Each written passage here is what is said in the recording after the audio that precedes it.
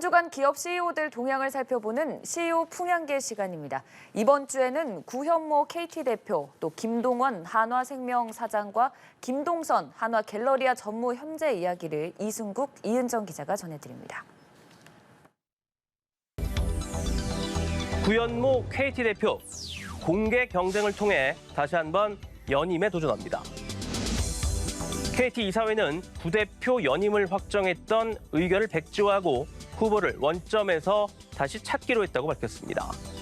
KT 최대 주주 국민연금이 심사 절차가 불투명하다며 문제를 제기했고, 윤석열 대통령도 이른바 주인 없는 기업에 대한 지배구조 개선 필요성을 지적한 데 따른 것으로 풀이됩니다.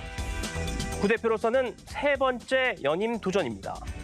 지난해 말 이사회로부터 연임 적격 평가를 받았고 노조까지 동의해 다시 차기 대표이사 단독 후보로 확정도 했지만 결국 원점으로 돌아온 건데요. KT 이사회가 대표 선임 과정의 공정성 확보를 위해 후보 심사 절차와 단계별 심사 결과 등을 모두 투명하게 공개하겠다고 밝힌 가운데 앞으로 3년간 KT를 이끌 새 대표는 다음 달 초 결정됩니다. 한화그룹 오너가 3세 경영권 승계 작업이 속도를 내는 모습입니다. 한화 김승현 회장의 둘째 아들 김동원 한화생명 부사장, 최근 사장으로 승진했습니다. 최고 글로벌 책임자, CGO를 맡아 앞으로 글로벌 사업 전략을 진두지휘할 것으로 보이는데요. 또 한화솔루션은 김 회장 셋째 아들 김동선 갤러리아 전략본부장이 이끄는 백화점 사업을 인적 분할하기로 했습니다. 이번 분할로 김 본부장은 이른바 독립경영의 시험대에 서게 될 전망입니다. 지난해 장남 김동관 한화솔루션 부회장이 사장에서 부회장으로 승진한 데 이어 삼형제가 나란히 경영 전면에 나서는 건데요. 세 아들이 각각 방산, 에너지 사업, 금융, 호텔, 유통 사업을 담당하며 3세 경영 구도가 완전히 구조를 갖춘 셈이 됩니다. 42년 농심맨 박준 부회장, 다음 달 11년 만에 대표이사 자리에서 물러납니다. 박 부회장 임기는 원래 내년 3월까지지만 본인이 사의를 밝혔습니다. 재작년 말 취임한 창업주 고 신춘호 회장의 아들 신동원 회장 체제에 힘을 싣는 차원의 용퇴라는 평가가 나옵니다. 박 부회장은 1981년 입사해 42년간 농심에서 일해왔습니다. 미국 지사장과 국제사업 총괄 사장 등을 지내며 고 신춘호 회장을 도와 농심의 글로벌 성장을 이끈 인물로 꼽히는데요.